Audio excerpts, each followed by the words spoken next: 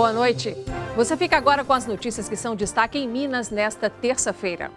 Caminhão capota e mata motorista na Grande BH. Criança de 6 anos se salva do acidente que matou os pais e o irmão de 8 anos e é ela quem revela onde o carro caiu. Trabalhador é espancado e baleado na porta do trabalho por engano. E com a proximidade do Dia das Crianças, época de muitos brinquedos novos, preparamos várias dicas para você comprar o brinquedo que protege seu filho de intoxicação e engasgamento. 5 suplentes vão assumir vaga na Câmara Municipal de Belo Horizonte para substituir vereadores que foram eleitos deputados. Prefeitura de BH vai investir 450 milhões de reais para reformar UPAs e postos de saúde. Pesquisa mostra que quase 70% dos idosos brasileiros sofrem de pelo menos uma doença crônica e dependem do SUS para se tratar. E tem também a expectativa dos cruzeirenses para o jogo de amanhã contra o Corinthians. Será a primeira partida da final da Copa do Brasil. Mais informações sobre essas e outras notícias a partir de agora.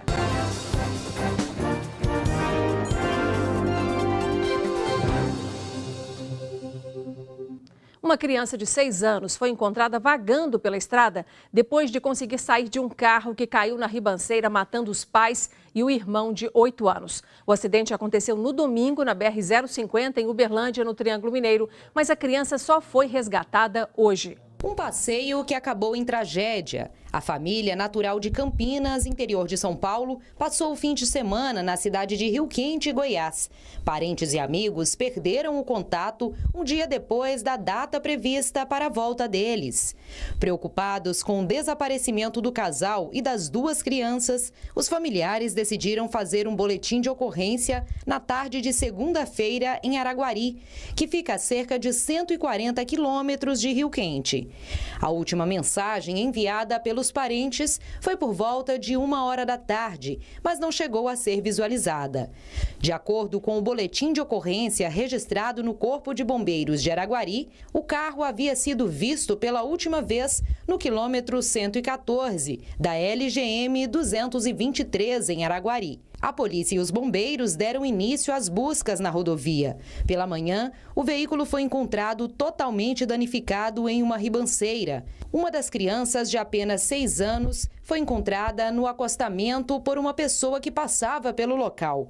Neste vídeo é possível ver que o menino estava desorientado e não sabia dizer sequer onde morava. Pois é, ele mora onde? Ele mora em Araguari? Não. Mora ali no Porto Alegre, na fazenda? Não sei. Você não sabe onde você mora? Alessandro Monari, de 38 anos, Belkis da Silva Miguel Monari, de 35 anos e o outro filho do casal, de 8 anos de idade, não resistiram aos ferimentos. A criança, que sobreviveu, foi levada para o Hospital de Clínicas da Universidade Federal de Uberlândia e, de acordo com a assessoria, o estado de saúde é estável. Um caminhoneiro morreu no início da tarde de hoje depois que o veículo que dirigia capotou na estrada que dá acesso a São Sebastião das Águas Claras, distrito de Nova Lima, mais conhecido como Macacos, que fica nos arredores da capital. Segundo o Corpo de Bombeiros, a vítima ficou presa às ferragens, foi socorrida pelo SAMU, mas não resistiu aos ferimentos e morreu ainda no local. A pista ficou interditada para o atendimento. Um trabalhador foi agredido e baleado por 2 suspeitos na manhã de hoje em Uberlândia, no Triângulo Mineiro, por engano. Segundo a Polícia Militar, o jovem aguardava a abertura do supermercado onde trabalhava quando foi confundido com outra pessoa. Ele foi espancado e baleado e uma câmera de segurança registrou todos os crimes. As marcas da violência pelo rosto e os tiros no ombro e na perna ainda vão demorar a cicatrizar.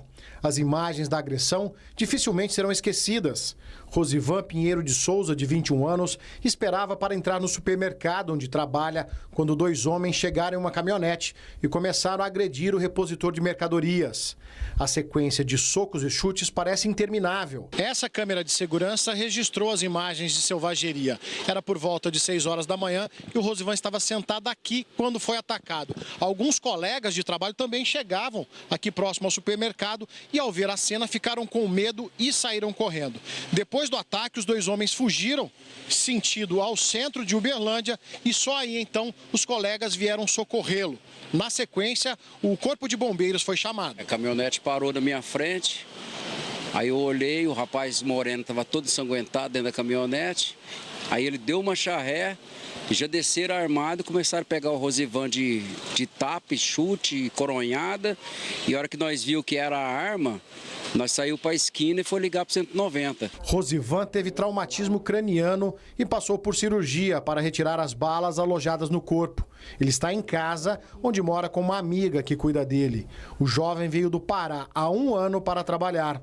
Ele veio para cá, para Uberlândia, para trabalhar e ajudar a família no Pará. Por enquanto, eu mesmo pedi para que ele mudasse de horário, porque esse horário aqui é muito perigoso, né? Ele não quis, ele é uma pessoa muito dedicada a eles lá, gosta demais. Ainda muito fraco, ele disse que não perdoa os homens que tentaram matá-lo. Perdoariam as pessoas dessas? Você não perdoa? Não. Denis Eduardo dos Santos, de 32 anos, que dirigia a caminhonete, e Everaldo Silva Magalhães, de 34, são da cidade de Osasco, no interior de São Paulo, e foram presos pela Polícia Militar logo em seguida, em um posto de combustíveis. Os dois passaram a noite em uma boate, onde se desentenderam com um homem e saíram pela manhã para acertar as contas com o desconhecido. Para a polícia, eles se confundiram e agrediram Rosivan por engano. A dupla vai responder por tentativa de homicídio, porte ilegal de arma de fogo e embriaguez ao volante.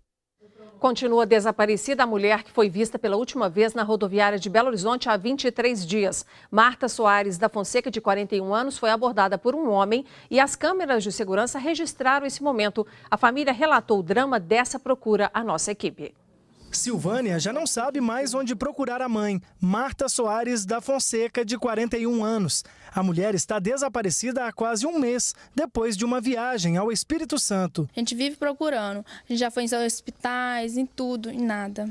A última mensagem enviada avisando da previsão de chegada a Belo Horizonte ainda está guardada no telefone da filha. A mãe já está indo embora, tá, filha? Tô dentro do ônibus que vai para BH. Aí eu vou chegar umas 10 horas em casa. Marta foi vista pela última vez na rodoviária aqui da capital.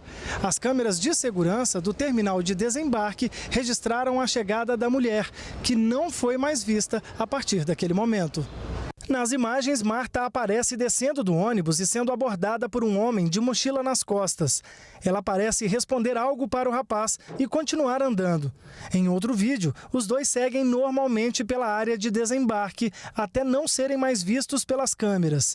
A polícia ainda não descobriu quem é o homem que aborda Marta, nem o que ele queria. A gente espera encontrar ela, né? E que alguém veja esse cara e denuncie.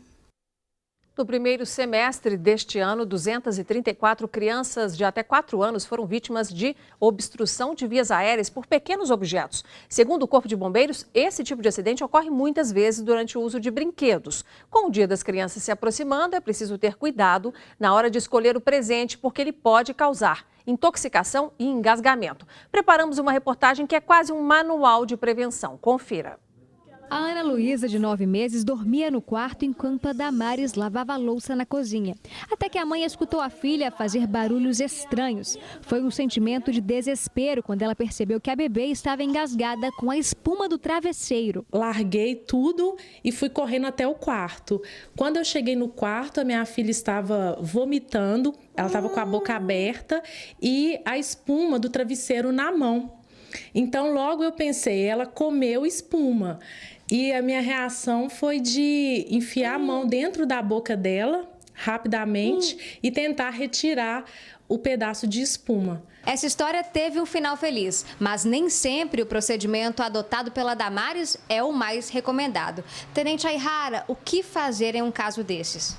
No caso dela, ela teve sucesso, né? Porque por ser um material esponjoso, ela conseguiu retirar totalmente com os dedos. Só que a gente tem que ter um pouco de cuidado com esse procedimento, porque dependendo do objeto, se for um objeto mais sólido, ela pode acabar, na tentativa de retirar o objeto, acabar realmente inserindo mais e aumentando essa obstrução. Então a gente tem 2 procedimentos que a gente pode fazer num caso como isso. No caso do engasgamento por líquido, que é muito comum quando a criança, depois de amamentar, ela pode apresentar algum tipo de obstrução, a gente pode orientar a mãe que ela aborde com a boca, tanto o nariz quanto a boca do recém-nascido, fazendo esse movimento e sugando aquele conteúdo, aquele líquido ali, às vezes até secreção, que está obstruindo. E aí a criança consegue respirar. No caso de obstrução por sólidos, às vezes algum pedaço de comida, né, algum outro objeto que a criança inseriu na boca, a gente vai pegar a criança, a gente pode fazer isso sentado, que a gente fica um pouco mais confortável, posicionar a criança de modo que o tronco dela, né, ela fique virada para baixo, posicionar, fixar o meu braço aqui em cima da minha perna e eu vou dar algumas palmadas vigorosas no meio aqui nas escápulas aqui da criança. 1, 2, 3, 4, 5. Foram 234 crianças de 0 a 4 anos vítimas de obstrução de vias aéreas por corpos estranhos de janeiro a julho deste ano, segundo o Corpo de Bombeiros. E a maioria dos casos acontece em casa. Nesse caso aqui, sempre que a gente deixa a criança num espaço como esse, a gente deve observar o espaço e identificar possíveis riscos. Um exemplo aqui, às vezes a mãe, o responsável, deixa um pano, algum objeto próximo aqui, e mesmo esse objeto que pode parecer inofensivo, se a criança ingere esse objeto, coloca na boca, ela pode acabar engasgando. Então, o ideal é realmente retirar todos esses tipos, principalmente os objetos menores. E com o Dia das Crianças se aproximando, é preciso muito cuidado na hora de escolher o presente. É importante checar para qual idade o brinquedo é recomendado e se ele possui certificado de segurança do Inmetro. Às vezes a criança ela quer ganhar uma espada, algum tipo de objeto, uma vareta, um jogo de varetas, e aquilo dali, a criança, às vezes ela manuseando aquilo dali, ela pode cair sobre aquele objeto e acabar tendo um tipo de perfuração, ou então brincando com um amigo ali, ela pode acabar perfurando o olho. E no caso de carrinhos, triciclos e bicicletas, existem recomendações especiais. Capacete, a joelheira, a munhequeira, a cotoveleira, elas vão proteger essas estruturas mais sensíveis, que aí se a criança eventualmente cair, ela vai estar protegida. E mesmo com tantas precauções, a Daniela, que veio com o marido escolher o presente de Dia das Crianças para a filha, sabe que também é preciso ficar de olho na pequena. Ela tem um monte de brinquedo espalhado naqueles tapetes emborrachados para ter segurança, para ela não cair. E a gente fica de olho, de frente à televisão e vigia ela brincando. E o assunto agora é saúde pública. A Prefeitura de Belo Horizonte deve investir 450 milhões de reais em obras em unidades de saúde. Entre as intervenções estão as reconstruções de 3 UPAs. Ações também serão realizadas no Hospital Odilon Berens. O secretário de Saúde da capital abriu a coletiva falando em números. Serão 145 obras, incluindo UPAs, centros de saúde, hospitais e outros prédios que pertencem à área da saúde. São intervenções absolutamente necessárias, são equipamentos que estão com uma infraestrutura muito precária. Para vocês terem ideia, existem centros de saúde, pelo menos um que foi construído em cima de uma mina d'água. Quando chove, é um caos nesse centro de saúde. Então, são equipamentos que já não oferecem condições nem de conforto para o usuário e nem condições ideais de trabalho para o nosso trabalhador da saúde. Jackson deixou bem claro que a Prefeitura não está criando novas equipes ou implantando centros que não existiam. Não vou criar um centro de saúde novo. Por exemplo, vou dar um exemplo que é o primeiro da nossa lista, o Centro de Saúde Cabana. O Centro de Saúde Cabana existia num equipamento que era próprio da Prefeitura. Ele foi, na administração passada, o prédio foi demolido, foi alugado um prédio para o Centro de Saúde funcionar. Então nós vamos construir um novo prédio onde era o antigo Cabana. Então, a equipe que trabalhava no antigo Cabana vai ser deslocada para o novo prédio, é apenas isso. A previsão é de que as obras sejam concluídas até o final de 2020. No total, a Prefeitura deve investir cerca de 430 milhões de reais. Esse número oscila um pouco, nós estamos falando dos empréstimos em dólar e alguns empréstimos que ainda falta fechar. Uma parte importante, cerca de 31 milhões de dólares, virão do empréstimo que nós fechamos com o CAF, que é o Banco de Desenvolvimento da América Latina, foi aprovado recentemente pelo governo federal. Temos uma parte com o Banco Interamericano de Desenvolvimento, que estamos fechando o contrato com ele de 81 milhões de reais, e a Prefeitura está buscando parcerias ou usando os recursos próprios para a parte, basicamente, dos postos de saúde, que nós estamos estimando num total de cerca de 230 milhões de reais. Ainda de acordo com os secretários, os projetos são modernos, sustentáveis e têm um custo mais baixo que o convencional. Além de ser usado nas obras, o dinheiro também servirá para a compra de equipamentos novos em substituição àqueles que não servem mais. E agora nós vamos conversar com a nossa repórter Luciana Viana, que tem informações sobre um ônibus que foi incendiado na noite desta segunda-feira em Esmeraldas, na região metropolitana de Belo Horizonte. Luciana, alguém se feriu? Boa noite. Boa noite, Nácia. Boa noite a todos. Por pouco, ninguém se feriu, já que o fogo que destruiu o ônibus também atingiu casas próximas. Moradores tiveram que deixar as próprias residências até que o Corpo de Bombeiros fizesse o trabalho de debelar ali o fogo, não é? Essa ocorrência, Inácia, foi na noite de ontem, no bairro Recanto Verde, em Esmeraldas. 2 suspeitos em uma moto ordenaram que o motorista do ônibus da linha 6880 parasse o veículo. Então mandou que ele descesse e atearam fogo no veículo. Não sobrou nada, só a carcaça, viu, Inácia? A Polícia Civil já investiga esse caso, tenta identificar esses 2 homens e também a motivação. Luciana, o número de ônibus incendiados só cresce aqui em BH e região metropolitana, hein? Exatamente, por isso a gente conta com o trabalho, né, da Polícia Militar e também da Polícia Civil. Tá certo. Obrigada, Luciana, pelas informações. E a seguir, cresceu o número de parlamentares novatos no Congresso e na Assembleia. O eleitor mostrou que é hora de renovar.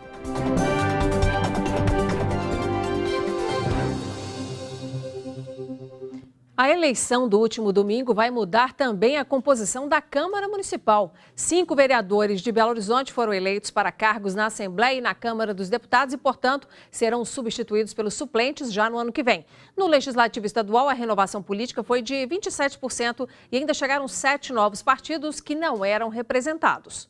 O primeiro turno das eleições ocorreu no último domingo e o índice de renovação foi superior ao das eleições passadas, mas com algumas ressalvas. Na Câmara Federal, 41 deputados tentaram a reeleição e 28 conseguiram, enquanto 25 deputados dos 53 não faziam parte da Câmara e foram eleitos. A renovação foi então de 53%. Isso traz um problema para o próximo presidente e para o próximo governador. Aumenta os custos de negociação com a Assembleia. Então, esse próximo gestor terá que ter muita habilidade política para lidar com esse contexto mais adverso. Já no âmbito estadual, 46 de 63 deputados que tentaram ser reeleitos tiveram sucesso. Das 77 vagas, 31 serão ocupadas por caras novas na Assembleia Legislativa de Minas Gerais a partir de 2019.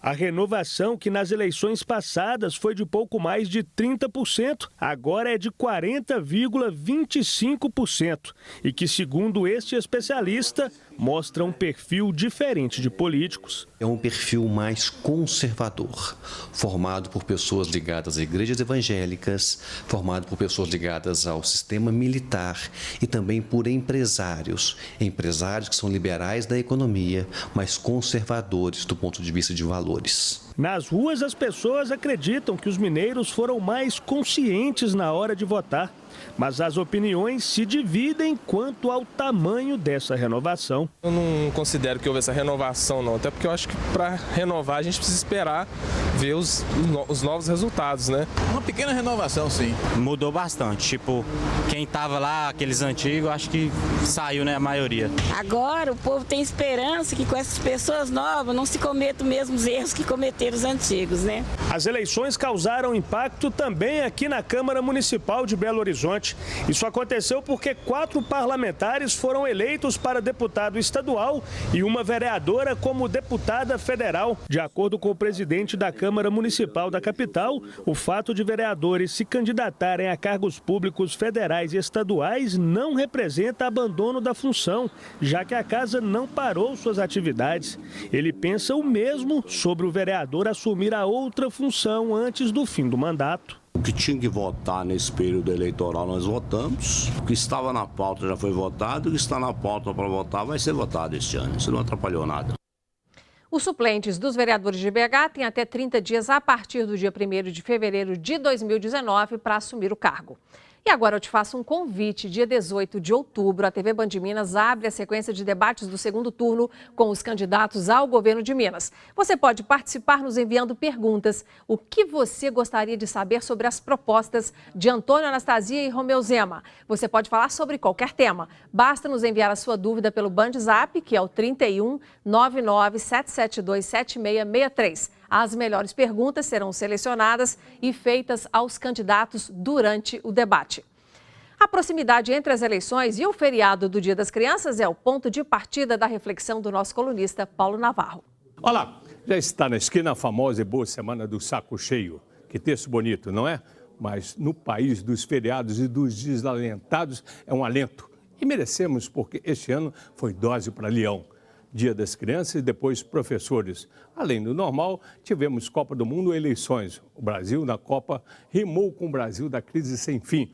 Nem futebol temos mais. As eleições, veremos. Mas esse é o Brasil, esta enorme churrascaria, como dizia Arnaldo Jabbour. Churrascaria para vegetarianos. Então, meus caros e idolatrados, chutem a lata, mas não chutem o balde porque ele está cheio e pode ser a gota d'água. Tentemos descansar e esforcemos-nos para passar belos momentos com nossas lindas crianças. Vamos torcer pelos professores que farão dessas crianças adultos pensantes. Sobretudo, esvaziemos os sacos, porque Papai Noel está chegando, este sim, de saco cheio e vermelho. Esperemos. E veja a seguir, o torcedor cruzeirense está confiante que o time vai vencer a primeira partida da final da Copa do Brasil contra o Corinthians. Mineirão lotado amanhã.